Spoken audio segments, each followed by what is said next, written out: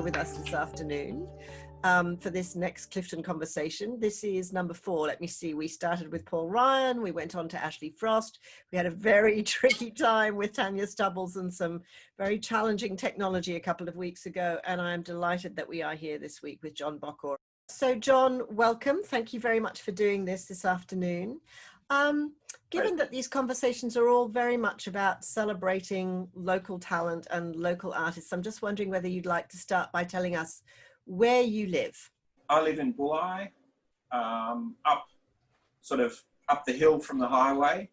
I've been here for 13 years, and before that we were in Marrickville in Sydney. So it was a big change. And you bought the house because you spotted that there was a space there where you could have a studio at home, which is what every artist wants. And now to find studio space for artists locally has become as rare as hen's teeth. It was very hard in Sydney to find studio space. And I think that is what happens with most big cities. As things become less affordable, the arts just leave. You know, because which of course has been the Northern Illawarra's gain. I mean, there's an incredible density of artists here. And I just wonder, do you feel that you're part of that community, or are you a sort of fairly isolated person who prefers not to be a joiner? I'm not an incredibly social person. But that being said, there are many painters that I know in the area, and we visit each other's studios from time to time. And, you know, I'm always happy to talk to them. And it's nice to have other people around who are doing similar things to you, and you can sort of bounce ideas off, because sometimes, you know, you can be creating in a void, so to speak. You know, you're creating on your own, and you become sort of caught up in one particular part of your practice. And it's great when you have someone with fresh eyes who hasn't seen the work, and you might show them 10 things and they'll say something completely unexpected that'll make you think about it for ages once they've left, and you think, oh wow, am I really doing that? I had no idea. I didn't. One of the reasons that I particularly wanted to talk to you, John, is because so far we've talked to artists who've been very much inspired by the local landscape, in the case of Paul and Ash in particular. And your work is so different, because your work is so much about interiors and about still lives. And I find them so joyous and so kind of sensual. And I'm interested in the fact that there's a kind of European quality to your work. Now, your name, Bokor, you're Hungarian originally, is that right? My dad was from Hungary, and he came out here with his family in 1956. You didn't come from an unartistic family, because your father was an architect and is still a practicing architect. And I think there were a lot of sheets of paper at home where you as a child could get to draw. So is that where it all begins? Yeah, that's where it all begins. That, and my godmother, who lived 2 doors up, we used to communicate a lot when I was a small child by drawing each other pictures and putting it into the letterbox. My house, my parents, you know, my father being an architect, it was all sort of clear surfaces, whereas her place was piles of books, piles of paper, pet hair on every surface. It was heaven as a child. So my dad, of course, being an architect, he had pens, he had pencils, he had, you know, the large sheets of paper that you got in between copying paper, and you could draw on that. So yeah, I was always drawing as a kid. I wasn't super social as a child either. I mean, you know, reasonably so, but I really liked time alone to draw. really enjoyed it. It's interesting because I'm thinking about the precision of architecture, and then, you know, I mean, I know obviously you went through your training at the National Art School, but, you know, you've got a very loose kind of style, which is the antithesis of the kind of precision that architecture requires. And going back to what I said about your name and this kind of sense I get from your interiors of a sort of European sensibility. I know that seeing the work of Bonnard when you were an art student, when you first went to Europe, that was incredibly important to you. The other artists that I'm thinking of when I look at your exuberant color are Matisse and Dufy. Oh, yeah, absolutely. And Marquet as well. I love Albert Marquet's work, just beautiful. I went to art school when I was quite young. I was 17 when I first went in there, and I didn't know anyone outside of the high school art syllabus, you know. So it was wonderful because the National Art School at the time was part of TAFE. All the teachers that taught us were practicing artists. So I had Wendy Sharp for a teacher. I had Elizabeth Cummings. I'm just looking at this beautiful interior that we've got up at the moment with the pink walls. And I'm just wondering, where do these rooms come from? Are they from friends' houses? Are they from books? In 2015, 2016, I was painting interiors in friends' houses and in my house. And I was really enjoying it, but I hit a wall with it a few times where, because I knew all these spaces, because they were all houses and rooms that I'd been in,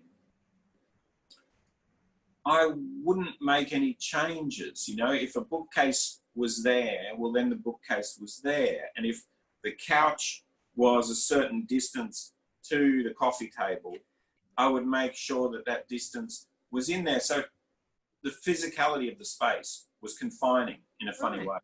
And I wanted to break out of that, making it sort of part imaginary space. I found those kind of interior images of, you know, from like interiors magazines that were online. And I started to do kind of drawings and little paintings from those. And it was quite freeing because I had no idea of the space. Plus, a lot of the elements in the space I didn't personally like.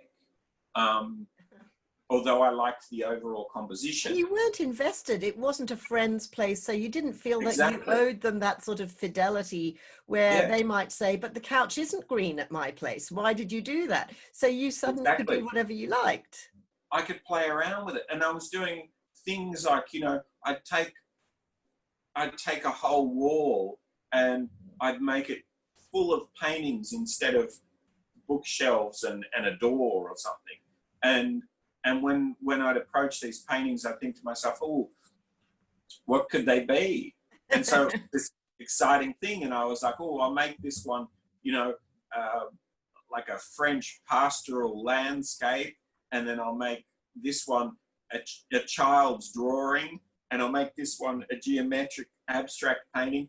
And I could play around with the rugs, I could play around with the furniture.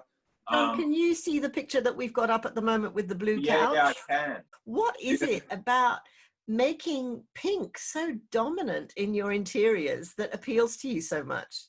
I don't know. It's very kind of human or something. I'm just drawn to it. I try to resist it. You know, like lately, I've been doing paintings that have almost no pink in them because I'm trying to work my way through a few other color combinations. You're trying to get through your pink period. Yeah, that's right. So, yeah, I don't know what started it off. I guess you don't... Look, whenever I paint, from a few years ago, I've had this thing in my head that whatever it is that you want to do, you should do it without thinking. Because when you sit back and you look at the painting and you carefully consider things, you always make the logical choice. And the logical choice comes from that part of your brain that wants to make everything make sense and make everything into a sort of relatable pattern that you know and that you understand. Whereas the part of your brain that kind of jumps on impulse is the part of your brain that makes things that surprise you or make things that are a little bit kind of more or a little bit better than what you actually would have done with your conscious mind. Because I think that you're striving for a kind of spontaneity there. And I was really interested in an interview that I was listening to with you yesterday, where you talked about your mother doing shorthand and about this very quick script, and how you think of yourself as being quite an impatient person, and that, you know, you draw quite fast and you paint quite fast. And this came up again with Paul Ryan. You know, he likes to paint a picture in a day. He likes that very focused kind of energy and drive, but then he likes to kind of, you know, move on. So is that what you're trying to access, is a kind of spontaneity and an impulsiveness? Is that the energy in your work? Yeah, definitely. I want life, I want spontaneity, and I love abbreviated forms. When I look at fast drawings that people do, I love the marks. And again, you know, what I was attracted to in my mother's shorthand, it was the shapes of the marks. It was quite beautiful because it was a language that I don't understand. And it's the same with other languages that are, you know, different to our script. You can see the beauty in it because you can't understand what the words are, you know. So the shapes were quite beautiful. And, you know, sometimes you've just got to let your hand make a shape, even if it's kind of not quite right for whatever you're trying to describe, because the shape in itself is beautiful. But also you can suggest something with just a couple of strokes. You don't have to fill out the whole thing for us to identify a piece of toast or some sausages and scrambled egg. In fact, you paint quite a lot of table surfaces. You're quite interested in vessels, in vases, in things that contain liquid or, you know, hold food. But I also get the impression that you're quite interested in the food itself. And I seem to remember that you told me a lovely story when we were talking the other day about the recipes that you collected from your grandfather. My grandmother, when my grandparents came out from Hungary, my grandfather was very good at playing bridge, and he didn't have a lot of other skills here, so he had a bridge club in Double Bay, and my grandmother used to cook for everyone there. And so she'd cook for 30 people or something. Wow. And she was really, really a good cook, and all Hungarian food. And so when we were children, my sister and I got an older sister, we used to stay at her place every Saturday night, I think it was. And then at the end of when we were being picked up on Sunday, she'd say to us, "What do you want to eat next week?" We knew her whole repertoire, you know. And so we'd say, "Oh, we want cauliflower soup, we want to eat, you know, schnitzel, we want mashed potato, we want this, you know." And it had to be 3 courses. She'd make a soup, a main meal, and a dessert for us. I wonder, John, whether those tables that you paint are a kind of expression of a nostalgia for the way your grandmother would have set the table. Do you think that subconsciously you are kind of recreating something from your childhood, or am I way off track? I often think that when a painting's finished, it's when it looks like something to you. So instead of it being all these marks in paint, it suddenly looks like, you know, a Sunday afternoon in the 1960s in, you know, the countryside in France or something, and you don't know why. It just looks like that. And you think, aha, that must be done then, because it's giving something back in a funny way, you know. Whereas you might have been going for something that was completely different to what it looks like in the end, but you have to stop it when it starts sort of giving you all sorts Yeah, of information. messages. Your work it's very collectible. It's sought after. You've got a great gallery in Sydney. You exhibit with the King Street Gallery. You know, you've won prizes. You're in major collections. Do you feel that this is a kind of vindication for all that time when still life and these sorts of paintings of real life were, you know, when you were at art school, abstraction was all the go. And now, you know, look at it. Everybody is dying for these pictures of things that they recognize and things that are part of everyday life. Things go in and out of fashion. And sometimes you can see it when it's happening, and sometimes you can't. And however many years something is in fashion or out of fashion, you know, who knows? And who knows why it happens? I'm just glad that at the moment people don't absolutely hate my work. So that's good. I think one of the things that's funny about your work that I really like is, you know, there's all this sort of richness of color and texture, and they're very sort of sensual works to me. And then you give them these absolutely cut and dry, almost banal titles. Like you've got one, I love the one that's called Sink with Panadol. That was a terribly sad time. See, it's children's Panadol, and my son, he had pneumonia, and they just took so long to diagnose him, and he was just getting sicker and sicker. And that Panadol was always on the bathroom sink. And yeah, I remember I was glad someone bought it because I kind of didn't want it around. It's one of those terrible memories that you're just like, yeah, I don't need to see that painting anymore. For the last show that I had at Nicholas Thompson Gallery in Melbourne, you notice that all the titles are Somerset Maugham short stories.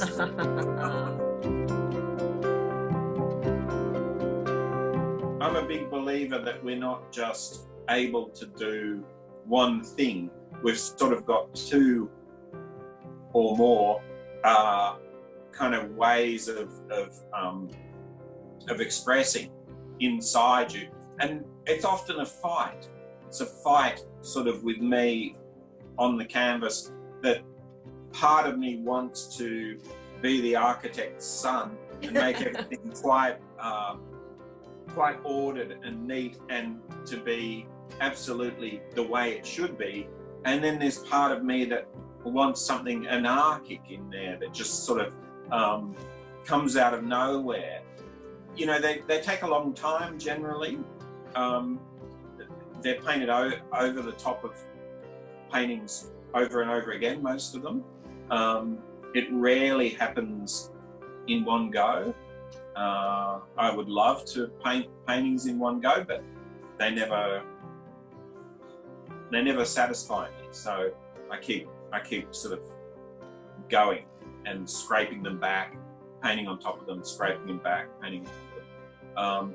And so they end up a sort of accumulation of various states of mind, various days of frustration and days where it all works out well. So yeah, it's not conscious, I guess, but it's, you know, it's part of your consciousness. Really interesting to see how that frustration translates into what looks to me like such an expression of joy. So, you know, I think that is a very fruitful tension that you're talking about there. I like being in this place. So I feel like it's easier to be a painter here than many other places I could if I lived somewhere else in the world. So I guess where you live, I think, kind of informs your work in how it makes you feel. The one thing I'm kind of learning is that you've got to pace yourself. You can't do everything at once. And if you end up painting interiors for 3 or 4 years and you've got something else that you want to work on as well, you can work on that later. It's not, you know, it's not a race. And yeah, that's something that I didn't feel like that when I was younger, but I'm starting to feel like that now. Yes, I think that's a very mature realization. It's not a race. Thank you all, and take care. Stay well, stay safe, and see you soon. Bye-bye. Thank you.